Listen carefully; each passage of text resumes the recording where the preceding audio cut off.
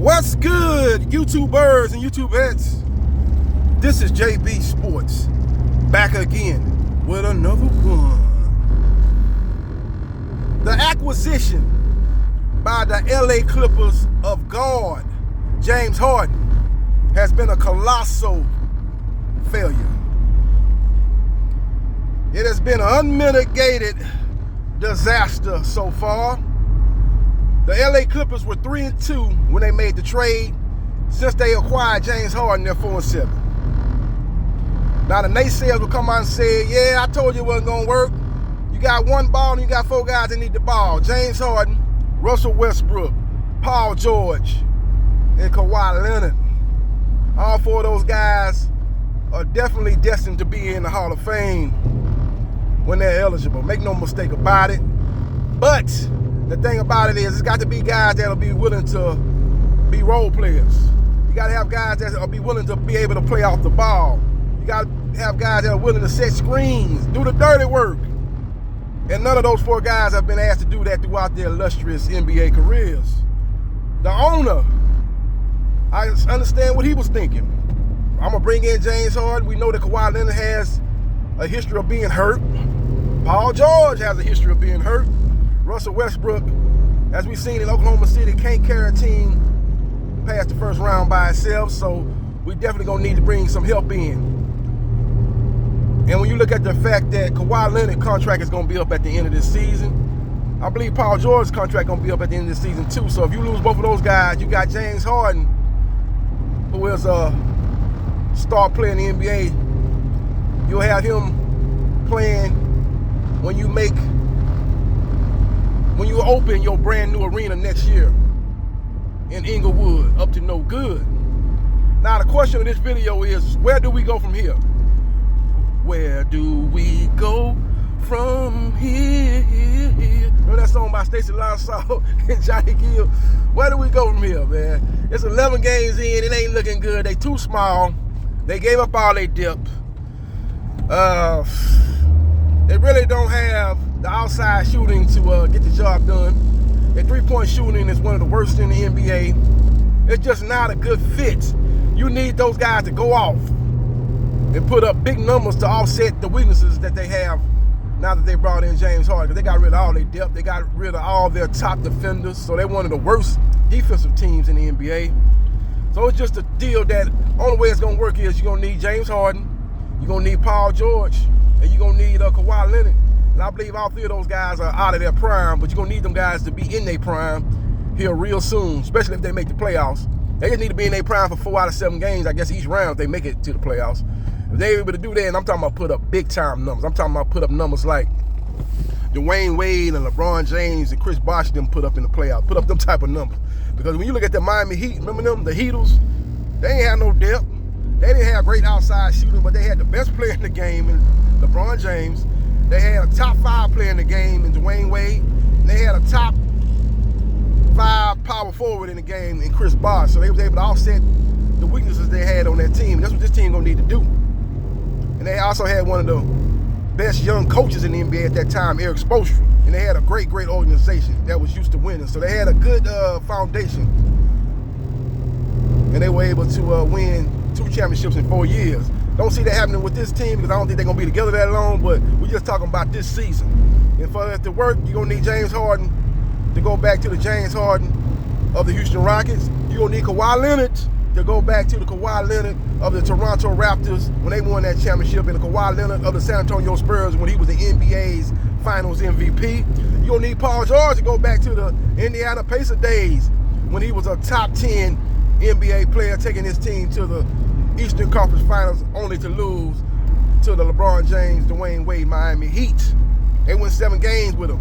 And he was arguably their best, he was arguably at the time the best player on the floor in those games. And that's saying a lot when you're on the court at the same time with LeBron James and Dwayne Wade. We need to see that version of Paul George. So we will see what happens and we will see what transpires. But interesting situation going on in LA. They're going to be ushering in a new arena in Inglewood, up to no good next year. So that's another reason why I believe that they brought in James Harden, because if they do lose Kawhi Leonard and Paul George, they would still have a superstar to usher in their new arena. So we will see what happens, and we will see what transpires, but it ain't looking good right now. You know, they said that Kawhi Leonard and Paul George co-signed the acquisition of James Harden, so they gave it the okay, so now they got to make it happen and they got to make it work.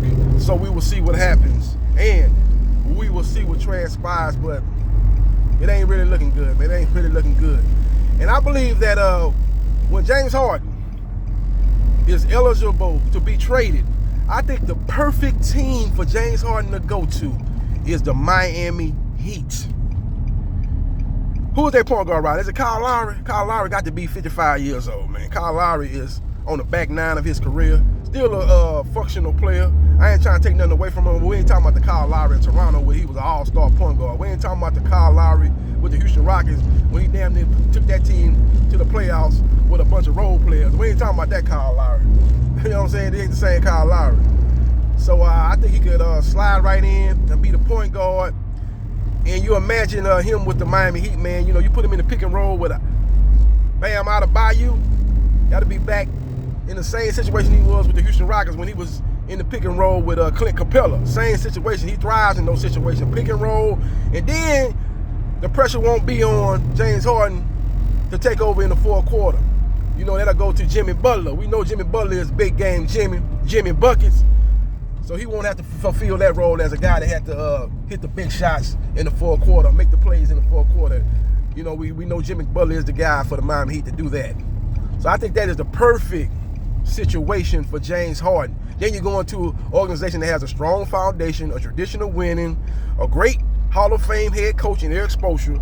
I think it'll be a great fit. And I think Miami Heat, a team that went to the NBA Finals last year as an 8 seed, I think they're missing a third scorer.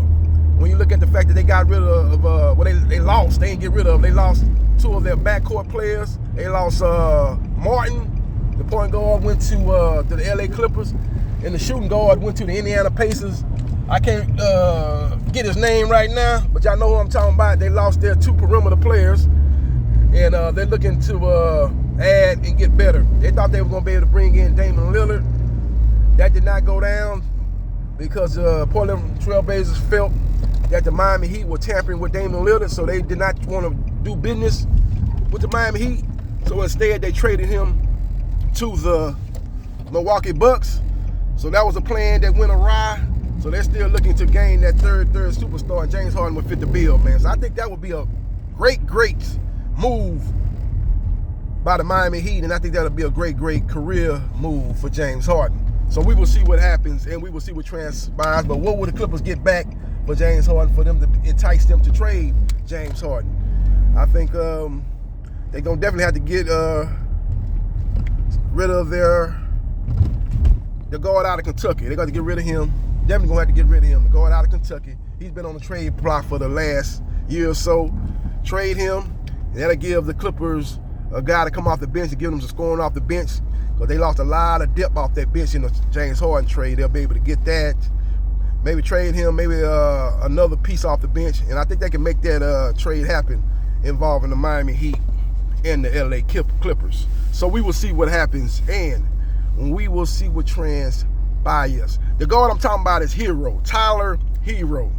You put Tyler Hero in the trade, you throw in some more pieces, and you make the acquisition to bring in James Harden if you're the Miami Heat, and that'll also help out the Clippers. They still got Kawhi, and they have Paul George.